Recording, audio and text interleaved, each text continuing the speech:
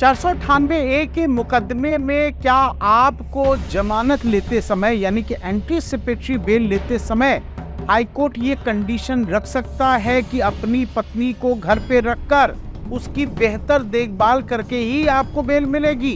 इस पर supreme court ने सुनाया है बड़ा फैसला। क्या जिस पत्नी ने 498A की एफआईआर करी हो पति के खिलाफ और परिजनों के खिलाफ, क्या वो अपेक्षा कर सकती है कि पति उसे अपने घर भी रखेगा और उसकी बेहद समुचित देखभाल भी करेगा? लेकिन हाईकोर्ट के इस आदेश को जब सुप्रीम कोर्ट में चुनौती मिली तो उसका क्या हर्ष हुआ, बताते हैं इस कहानी में। 498A दर्ज कराना तो बहुत आसान है, लेकिन क्या पत्नियां यह अपेक्षा पति से कर सकती है कि पहले तो वो क्रिमिनल एफआईआर दर्ज कराए और इसके बाद घर पर रखकर उनकी देखभाल करें? क्या ये संभव है? और यही प्रश्न सुप्रीम कोर्ट के सामने था, जिस पर सुप्रीम कोर्ट ने दिया है फैसला। लीगल रिपोर्टर के सभी वीडियो को देखने के लिए लीगल रिपोर्टर को सब्सक्राइब करके बेल आइकन बटन जरूर दबाएं।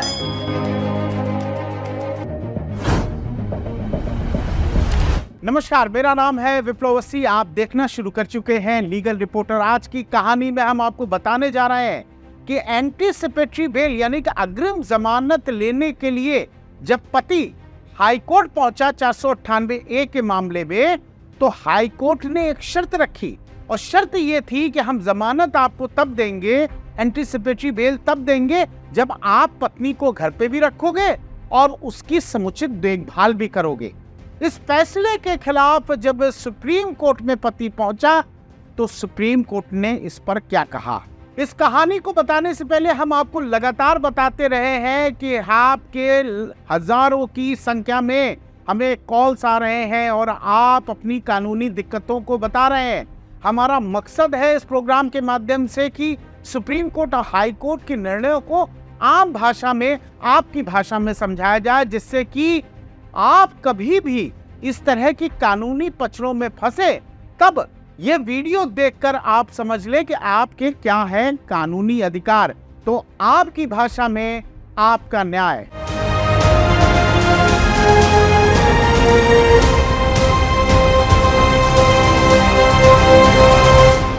इस कहानी की शुरुआत होती है जहां एक पति पत्नी है और पति पत्नी के बीच विवाद शुरू हो गया है। अब इस विवाद में पत्नी ने सबसे पहले 498A की एफआईआर रजिस्टर करा दी। हम लीगल रिपोर्टर एक जिम्मेदार चैनल है, इसलिए हम पति पत्नी या उनके रिश्तेदार और उनकी लोकेशन के बारे में आपको जानकारी नहीं दे सकते।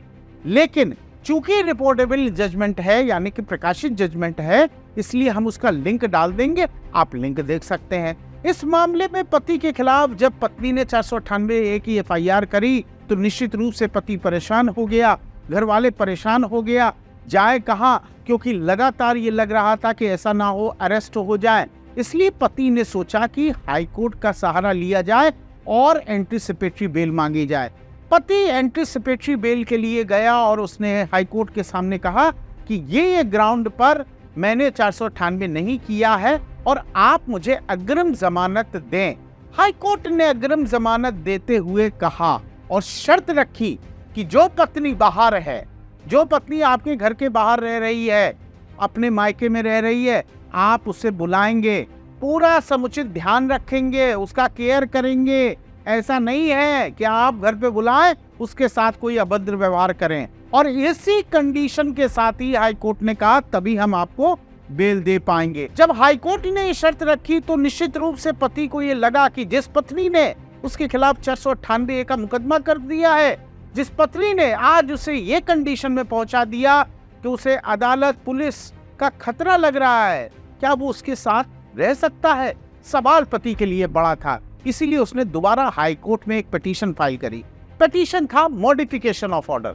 उसने कहा कि मैं दूसरा घर ले सकता हूँ, ये वहां रहे, जो एक्सपेंसेस होंगे मैं दूंगा, लेकिन आप मेरे घर पे ही मुझे कैसे रहने के लिए बाध्य कर सकते हैं या कह सकते हैं, और इसी शर्त पे ही एंटीसिपेटरी बेल दे सकते हैं। जब हाई कोर्ट के सामने ये बात आई तो उन्होंने कहा कि नहीं, आप तो एडामेंट हो रहे हैं। एक एडामेंट एप्लीकेंट को सुनते हुए हाई कोर्ट ने कहा नहीं भाई, ये जो हमने शर्त रखी वो आपको पूरी करनी पड़ेगी, यानी कि कंजुगल राइट्स। पत्नी को आपको रखना पड़ेगा और उसकी देखभाल करनी पड़ेगी, तभी हम आपको एंटीसिपेटरी बेल देंगे।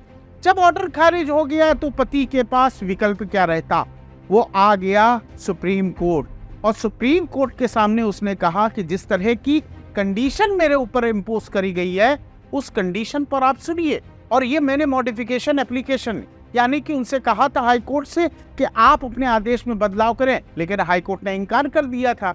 आप इसको सुने, आप विचार करें और मेरा फैसला करें कि मुझे एंटीसिपेटरी बेल मिलनी चाहिए। तो एंटीसिपेटरी बेल की याचिका सुप्रीम कोर्ट में दाखिल करते हुए ये तमाम तर्क सुप्रीम कोर्ट में दिए गए और सुप्रीम कोर्ट ने अपना अहम आदेश दिया। आदेश साफ तौर पर क्या था? आदेश था सुप्रीम कोर्ट के 2 जजेस बेला एम त्रिवेदी और जस्टिस सतीश चंद्र शर्मा, जो ये 2 जजेस हैं, इन्होंने अपना आदेश दिया और साफ तौर पर कहा, पहला कि आप इस तरह की कोई कंडीशन नहीं लगा सकते एंटीसिपेटरी बेल देने के लिए कि आपको पत्नी को पहले रखना पड़ेगा और उसकी उचित समुचित देखभाल करनी पड़ेगी। साथ ही सुप्रीम कोर्ट ने यह भी कहा कि एंटीसिपेटरी बेल खारिज करने का ये कोई आधार नहीं है। सपोज करिए कि इन 2 मामलों में चाहे बेल लेने की बात हो और चाहे पिटीशन खारिज करने की बात हो, सुप्रीम कोर्ट ने कहा ये कंडीशन नहीं अप्लाई होगी।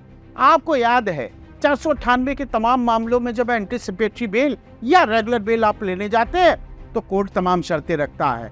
इसी हाई कोर्ट की शर्त पे, ये बहुत कॉमन शर्त है और ये कई बार ऐसा सुना गया है कि पत्नी को रखने का आदेश हाई कोर्ट कर देता है। एक पति पर और उसके परिजनों पर क्या बीत रही है जब उनके खिलाफ 498A का मुकदमा दर्ज हो गया है।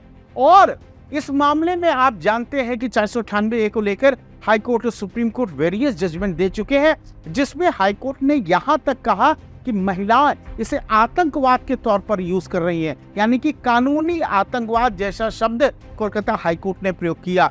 मध्य प्रदेश हाई कोर्ट ने कहा कि पूरे पैकेज के साथ, यानी कि पति, उसकी बहन, उसके जीजा, माता पिता, पूरा पैकेज दिया जा रहा है और पैकेज के साथ लोगों के FIR हो रही है। तो तमाम मिसयूज को देखते हुए पति ने भी यही कहा कि 498 में मेरे पास मामला बनता ही नहीं मेरे खिलाफ, क्योंकि मैंने क्रूरता की नहीं है। और क्रूरता भी किस तरह की? अगर आपसी बातचीत में झगड़ा फिसाद होता है, बहुत छोटी छोटी बातें होती है, वो क्रूएल्टी के दायरे में नहीं आएगा। जब इस बातों को सुप्रीम कोर्ट ने सुना तो अपने फैसले में 2 बातें कही। पहला, तो एंटीसिपेटरी की आप शर्त नहीं लगा सकते। ये कोई शर्त नहीं है कि आप पत्नी को रखेंगे, उसके साथ समुचित अच्छा व्यवहार करेंगे तभी हम एंटीसिपेटरी देंगे। नहीं, यह आपका कानूनी अधिकार है, इसलिए कोई शर्त नहीं हो सकती। दूसरा, एंटीसिपेटरी बेल को खारिज करने का ये कोई ग्राउंड नहीं बनता। ये सुप्रीम कोर्ट के जजमेंट में साफ तौर पर कहा गया है। इसी वीडियो पर हम उस जजमेंट का भी लिंक डाल देंगे जिससे कि आप उस जजमेंट को पढ़ सके। साथ ही हम कुछ ऐसे वीडियोस जो हमारे सुप्रीम कोर्ट, हाई कोर्ट के हमारे सीनियर एडवोकेट जो लगातार 25 साल, 30 साल, 40 साल से प्रैक्टिस कर रहे हैं, जो लगातार मैट्रिमोनियल केसेस को देख रहे हैं, जो फर्जी मामले दर्ज हो रहे हैं, जो झूठे मुकदमे दर्ज हो रहे हैं, उन्हें कैसे खारिज कराएं, कैसे उनका सामना करें। देश भर से, यानी जम्मू कश्मीर से कन्याकुमारी तक कोई राज्य नहीं छूटा जहां इस तरह की 498A की फर्जी केसेस की बाढ़ ना हो। एक सीनियर एडवोकेट से तो बात करते उन्होंने कहा कि जहां एक डिस्ट्रिक्ट में एक फैमिली कोर्ट होता था, आज 6 फैमिली कोर्ट है और मामले नहीं निपट पा रहे हैं। फैमिली कोर्ट का काम था पति पत्नी के बीच सुलह करा के खत्म कराना, लेकिन अब तो जज साहब के पास समय नहीं है। हजारों की संख्या में मुकदमे दर्ज हो रहे हैं और देश भर में लोग परेशान हैं। तो इस पूरे मसले पर हमने कई जो वीडियो बनाए थे उसके भी लिंक हम लगातार इसी वीडियो पे डिस्क्रिप्शन में भी डाल देंगे, नीचे भी डाल देंगे और यहाँ लगातार चलता रहेगा। अगर आपको नहीं समझ में आ रहा है कि झूठा मुकदमा हो गया कैसे निपटाएं, तो 482 में यानी कि क्वेश्चनिंग में हाई कोर्ट में कैसे जाना है, किन किन गवाहों के साथ जाना है, किन सबूत के साथ जाना है, किन किन बातों को कोर्ट के सामने रखा है, ये डिस्क्रिप्शन में हमारा वीडियो पड़ा होगा। आप उसका लिंक खोलिए और सुप्रीम कोर्ट, हाई कोर्ट के बेहतर वकीलों से समझिए, क्योंकि उन्होंने पॉइंट टू पॉइंट बताया है कि अगर आरोप हैं तो आरोप किस तरह के हैं, क्या वो 498 के बनते हैं या नहीं बनते हैं। ये तमाम विषय हमारे तमाम वीडियो में शामिल है, जिनके लिंक लगातार दिए गए। फिर भी आपका कोई क्वेश्चन रह जाता है तो ये लगातार फोन नंबर हमारा चल रहा है। साथ ही हमारी वेबसाइट justnyay.com चल रही है, जो एक देश की पहली premier online legal consultation company है। आप संपर्क कर सकते हैं और अपनी कानूनी समस्याओं का समाधान पा सकते हैं। बहुत बहुत शुक्रिया, बहुत बहुत धन्यवाद, नमस्कार। लीगल रिपोर्टर के सभी वीडियो को देखने के लिए लीगल रिपोर्टर को सब्सक्राइब करके बेल आइकन बटन जरूर दबाएं।